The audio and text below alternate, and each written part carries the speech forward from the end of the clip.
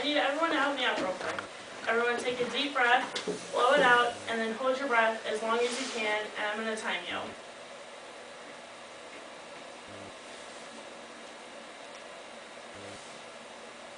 Alright, we got to about 15 seconds.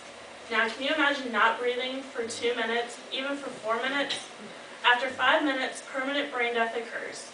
Each year, cardiac arrest is one of the leading causes of death in adults in North America. Whether this is caused by coronary artery disease, another medical condition, or even a drowning, they all have one thing in common. They all need immediate, proficient cardiopulmonary resuscitation. Everyone in this room probably has someone that they really care about, and if the worst thing imaginable happened to that person, you'd probably really want to know how to help them. Since I'm planning a career in the medical field, I feel it's really important that I know and understand how to perform CPR on an adult and an infant. So today I will explain to you the steps, step-by-step, the process of performing CPR on an adult and an infant. When someone goes into sudden cardiac arrest, this means that they are not breathing and that they have no pulse. Performing CPR on a person in cardiac arrest, it oxygenates and circulates the blood into their vital organs to sustain their life. CPR is based on 3 principles, which is airway, breathing, and circulation, or the ABCs. So first I will talk to you about the infant and how to perform CPR. Today's demonstration, we're going to assume that the patient has no injuries, and if we would assume that, it would be done differently. So first, we're going to kind of get on their level. We're going to look, listen, and feel for signs of breathing. If there is none, we're going to make sure that they have an open airway, which is called the head tilt chin lift, which is just like this.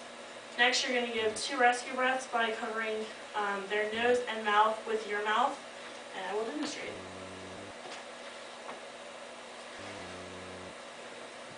Next, you're going to feel for a pulse in the infant's brachial artery, which is around right here in the arm. After confirming that the infant is in cardiac arrest, definitely make sure help is on the way. Next, you're going to find the proper position in the infant's chest, which is just below the nipple line,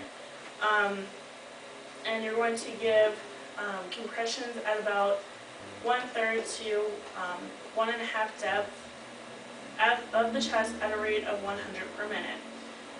When just one person is giving CPR, you're going to do 30 compressions and 2 ventilations, which means breathing into their mouth and the nose.